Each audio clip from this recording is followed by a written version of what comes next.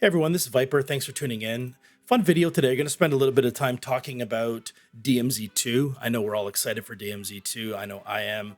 Obviously, the latest rumors indicate that potentially it could come out in November of 2026 as part of the MW4 package. So that's super cool. So today I thought I would spend a little bit of time talking about some features that I'd love to see DMZ 2 have or add, and also a few features that I'd love to see DMZ2 not add or not include. So let's jump right into it. So as far as the four features I'd love to see DMZ2 consider adding, number one, and maybe the most important thing is DMZ2 must, in my opinion, create gear fear. Delta Force nailed this. I spent about a month and a half playing Delta. I've come back to DMZ, but one of the things that DMZ2 needs to have is there needs to be a sense of gear fear. Like when you die, it needs to matter. You need to feel scared. You want to, bring in items, loot items, try to make your way to an extraction, and it needs to matter. Like I think that's maybe the number one thing for me that I really want to see in DMZ2 is gear fear.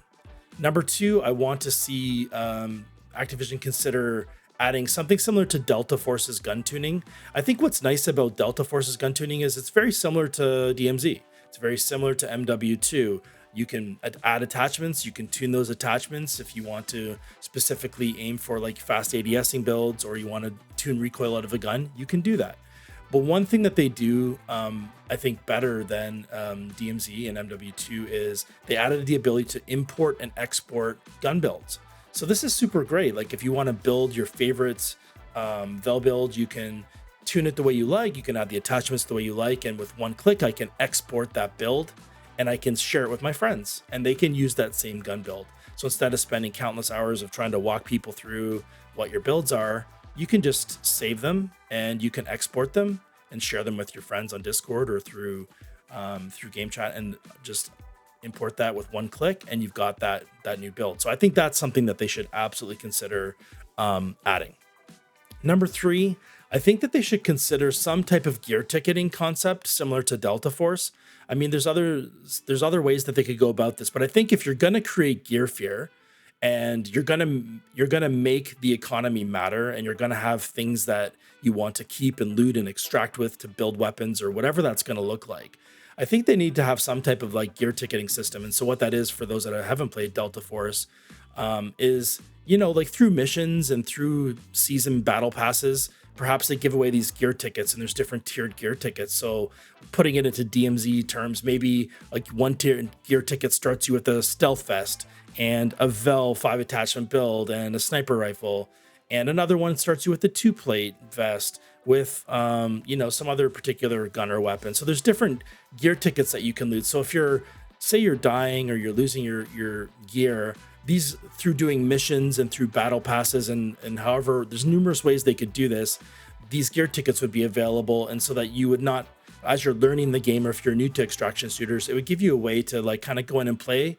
While there still is that gear fear, it does give you an alternate option as you're learning the game. So I think that's really helpful for new players. Number four, I think there should be a DMZ2 needs to be a separate game mode. I think like the lessons learned on DMZ is that when it was attached to Warzone, obviously they had found it very difficult to balance gun mechanics. The games were just too different. The latest rumor is that they're going to attach it to the ground war mode of multiplayer. And that too, I think, in my opinion, is also very problematic. I mean, I think it's better perhaps than them attaching it to Warzone, but I still think it's a misstep if they go that route. What I'd like to see them do is attach it, as an independent game mode. They can put it behind the paywall of multiplayer if they need to.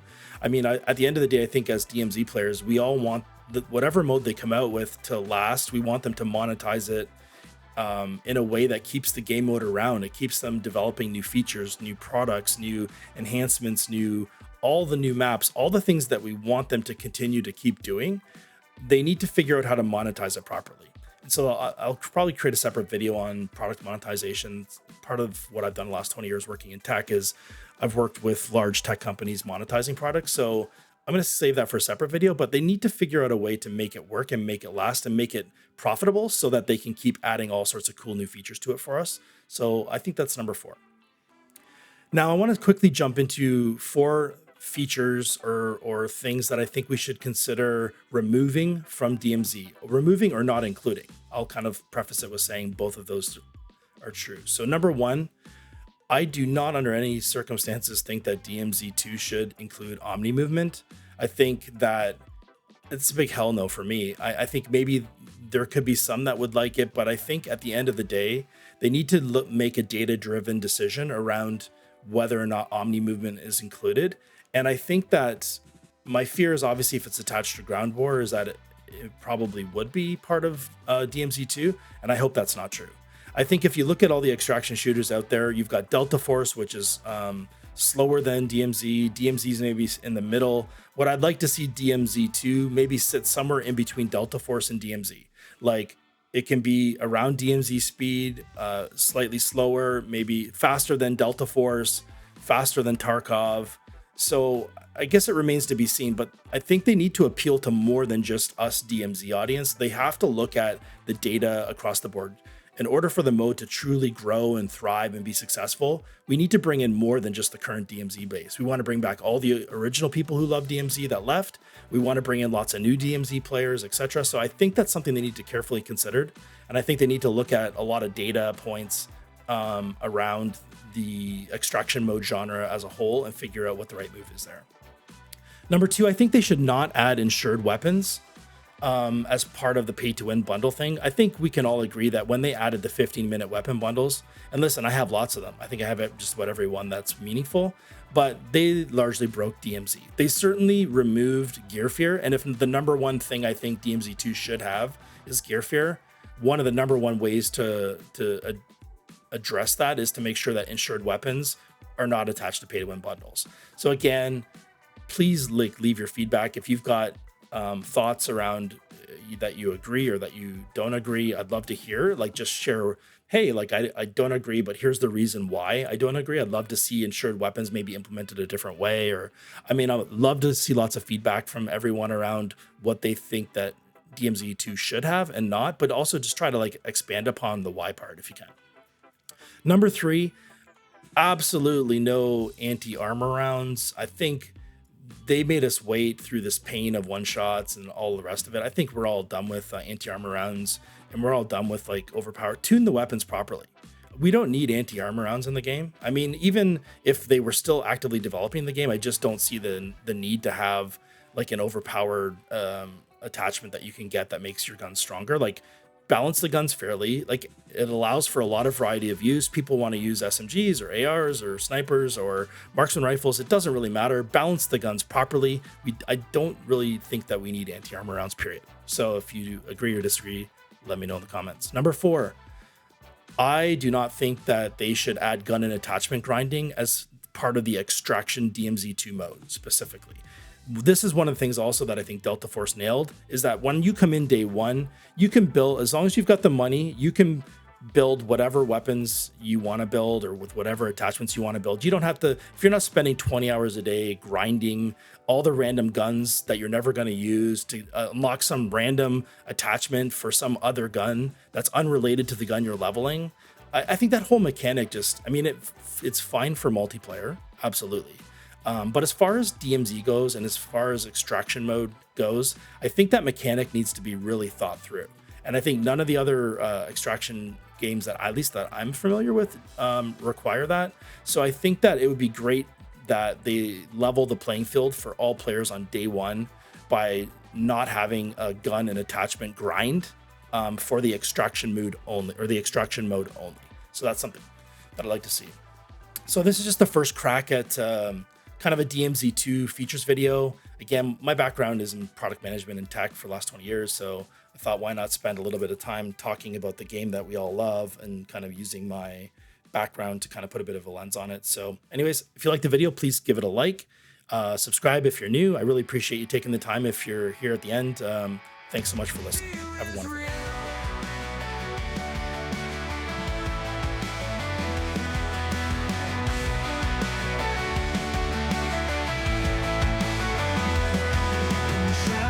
Of the night, where echoes never fade, Delta Force is calling in the game we bravely played.